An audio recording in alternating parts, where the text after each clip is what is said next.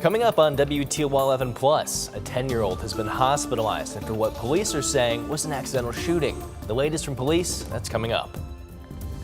Plus, the desperate search for Nancy Guthrie is now entering a second week. New messages, ransom demands, but no suspects, and growing questions of where Nancy Guthrie is. And do we really need a wider I-475? Residents are pushing back over a possible highway expansion, their concerns, and what they want leaders to hear. That's coming up. Welcome into WTOL 11 News on Plus. I'm Michael Sandlin. Thank you for joining us this evening. We'll get to all of our top stories and more in just a moment. But first, let's bring in meteorologist John Birchfield. John, once again, we had the sun again today. A nice repeat performance. Do we have some milder weather coming ahead? Well, Michael, there is going to be a gradual thaw as those temperatures ease towards 40 degrees, but it is going to be another cold night and a chilly Monday. Sunshine to start the day with increasing cloud cover and high temperatures only in the 20s expected. We have fallen to the teens with a beautiful look on the downtown horizon and our first 6 p.m. sunset of the year. That happens on Tuesday. A very cold night with temperatures in the mid-single digits. There will be an increase in cloud cover expected late. Teens across the board for those Super Bowl Sunday evening plans and into the afternoon. Highs climbing up into the 20s, but you'll notice after a sunny start to the day, the clouds also follow suit and roll in during the afternoon. I'll show you when we hit 40 degrees coming up in that full extended forecast. Michael? All right, thank you, John. Around 11 this morning, Toledo police responded to a report of a person shot in West Toledo. Police say it happened on the 200 block of Willamont Road off of Telegraph. Now, according to police, officers found a 10-year-old with a gunshot wound. A second 10-year-old had found a gun inside the house and unintentionally fired it, shooting the other child. A preliminary investigation found that the incident was accidental. The weapon was secured and both families have been notified. The child that was shot is in the hospital in stable condition right now. The incident remains under investigation. The Toledo Police Department reminds residents to store firearms securely and out of reach of children. Free gun locks are available in TPD's Community Services section on 2527 Sherry Street. The search for Nancy Guthrie, the mother of NBC Today host Savannah Guthrie, is now on day 8. And still, officials have not named a suspect or person of interest in the case. Savannah Guthrie and her siblings released another video yesterday, this time pleading directly with the possible kidnapper or kidnappers. Jen Sullivan is following this case and has the latest details. The desperate search for Nancy Guthrie now stretching into a second week. We beg you now to return our mother to us. Today Show host Savannah Guthrie clutching her two siblings in the newly released video Saturday where they directly address the kidnapper or kidnappers. We received your message and we understand. We will pay. This latest message comes after reported ransom notes have been sent to some Tucson, Arizona newsrooms and TMZ. One note allegedly demanding $6 million in the form of Bitcoin by Monday at 5 p.m. and threatened Nancy Guthrie's life if those demands were not met. The FBI released a statement Friday saying investigators are, quote, actively inspecting the information provided in the message for its authenticity. Then on Sunday, the Pima County Sheriff's Office posting on X they still have no suspects or persons of interest. At this point, I think we all have a heightened sense of, do we trust this? Are these hoaxsters? Or is this really going to bring Nancy home? Saturday night, at least 3 deputy sheriffs were seen at her daughter Annie Guthrie's home, but no details were released as to why. For days, investigators have been scouring the Tucson, Arizona desert neighborhood where Nancy Guthrie lives for clues, but so far nothing has led them to her whereabouts. The 84-year-old was reported missing last Sunday after a friend told family members she did not show up for church services. The FBI has placed digital billboards throughout Arizona and surrounding states hoping for tips. Back in Nancy's neighborhood, candles and messages of hope left outside her home. It almost feels like time is standing still right now. Jen Sullivan, WTOL 11. Here in our area, jury selection in the murder trial of Dale Warner is set to resume Tuesday. Warner is accused of killing his wife, Dee Warner, back in 2021. Police found her body welded inside a fertilizer tank 3 years later in 2024. Final motion hearings were held Friday, with the prosecution asking to admit evidence from Dee Warner's friends. And the defense is requesting to add into evidence prior acts by Dee's brother, Greg Hardy. The defense also motioned again for a change in venue. The judge is still deciding on these motions.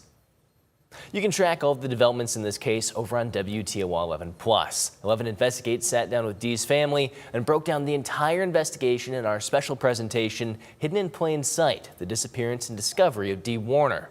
You can watch that right now over on WTOL 11+. It's a free download on your TV. Residents living near I-475 are demanding a bigger voice in a state transportation project they say could reshape their neighborhoods. A meeting was held this afternoon where people voiced their concerns. Our Dominique O'Neill caught all the action and joins us in studio. Dom, what can you tell us? Well, Michael, the goal of this meeting was to provide actual data on whether or not Toledo needs a wider highway and the cost to neighborhoods and people who live in the community. Those concerns took center stage at the meeting run by the I-475 Neighborhoods Coalition.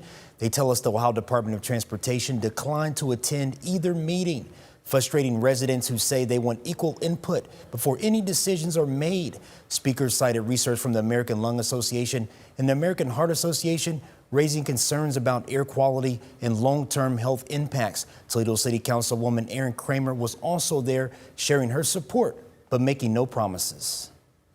I think really what the community is looking for is they're looking for council to take a stand against this expansion.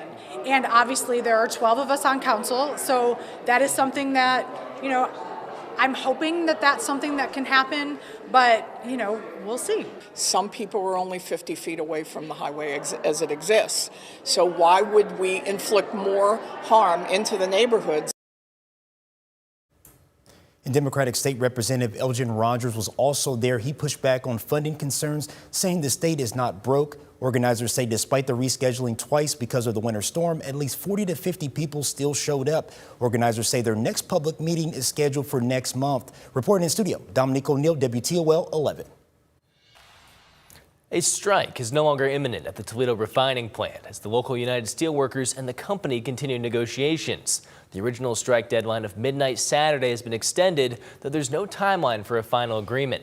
On a national level, talks are moving forward with oil company Marathon reaching a 4-year deal with USW on pay and benefits. That agreement still needs member approval and does not resolve local issues here in Toledo. Meanwhile, BP says it will not honor the national deal, raising the possibility of a strike at its Chicago area refinery.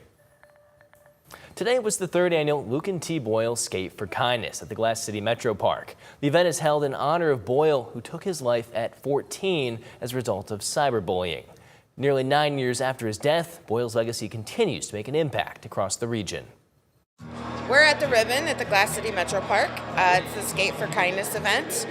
We are here to raise funds, spread kindness, mostly for our kindness rooms that we put into schools in the area. Being able to put our kindness rooms in 24 schools now has been amazing. Kids who were once suicidal or felt left out are now feeling included, and they're part of spreading kindness not just in their school but in their community. We also have some Bowling Green hockey players here today and walleye players as well. We're here for the Skate for Kindness for Luke and T. Boyle. It's an awesome event. It's a chance to give back and really teach people that kindness matters. You never know where anybody is in their life, and everyone can always take a helping hand or a smile at any moment. You never know where someone stands, and if we can help anyone at any time, we're all for it. Lucan was my son, and Lucan was the epitome of what it truly means to be kind, empathetic, compassionate. He was always full of compliments. He was the kid that always included others, and he was a friend to everyone. He really was. That's why I started this right after he died, in order to continue his legacy. He's the inspiration for the campaign, but really we're about saving lives through spreading kindness and teaching kids to be more aware of how they treat each other. This is a big one for us. We don't stand for bullying in any way, shape, or form. So if you see someone down and out, lend a helping hand, lend a smile, just ask how they're doing, because it matters.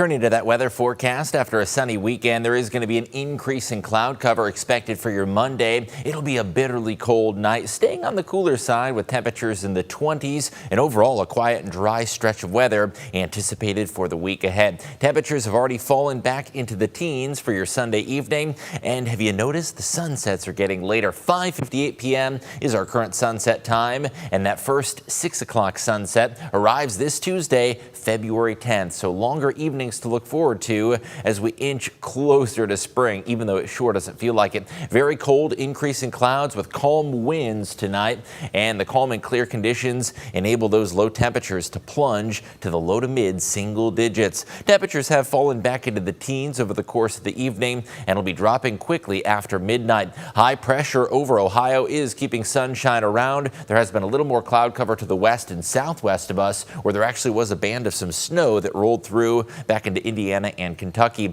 Clear skies are expected. A few clouds start to roll on through late this evening and overnight. Heading into your Monday morning, it is going to be a mainly sunny start to the day with cloud cover on the increase in the afternoon. Mostly that mid to upper level cloud cover that is expected. Temperatures in the single digits for the commute and the bus stop. Afternoon highs in the 20s, turning mainly cloudy for those after school activities. 26 degrees. The nice thing is the winds are going to be calm, only at 0 to 5 miles per hour. And the next 4 days, we do finally score a warm up. By Tuesday, temperatures climbing up to 40 degrees. It is going to be just a little taste, though, of what's to come, and a very brief, short-lived warm up. Turning slightly cooler Wednesday. Thursday staying dry, but only in the upper 20s, well below average by mid-February standards. Tuesday, though, does provide a little glimpse of some milder days. Temperatures most likely to hit 40 degrees south of Toledo, but upper 30s likely in the metro and north of the state line as well. Now, despite how cold it's been this weekend, and really December and January altogether, we are still on track for a gradual thaw, especially the week of February 16th. Those long-range trends continuing to point towards milder days. That orange color spreading into New England and the Great Lakes